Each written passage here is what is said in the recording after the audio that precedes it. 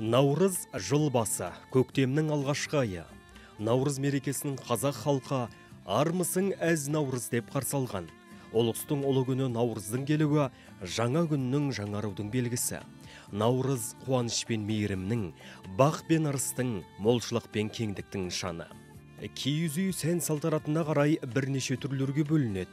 Мысалы, қара үй 3 қанат, қоңыр үй 4 қанат, боз үй 5 қанат, ақ үй 6 қанат, ағала орда 8 қанат, ақ орда 12 қанат, ақ шаңқан 18 қанат, алтын үзік 24 қанат, алтын орда 30 қанат деп аталатын түрлері бар.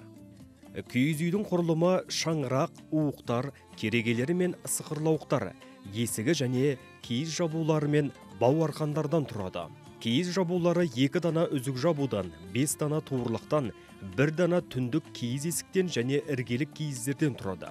Бұлардың қатарында уықтардың иіні мен керегелердің басын жауып тұратын ақ басқұр мен қызыл басқұрлар, шаңыраққа байланып, бір шеті керегеге байланатын жел баулар, құрлар, кереге баулар бар. Және туырлық пен керегенің арасына шым-шилар тұтылады.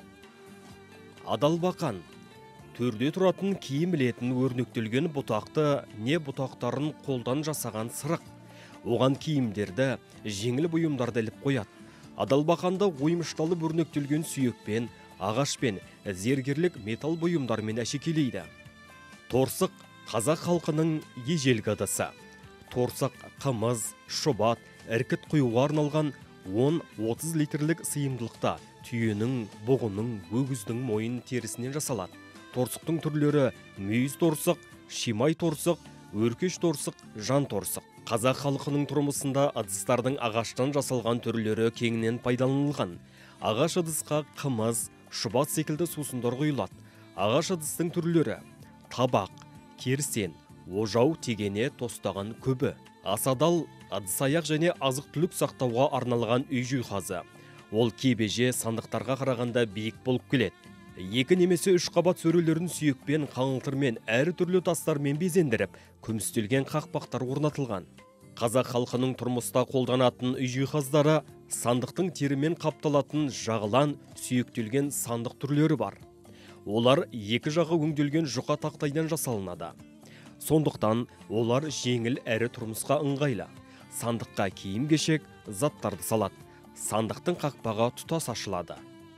Мес қымыз, шұбат, айран, іркіт сияқты сүт тағамдарын құюға арналған ыдыс.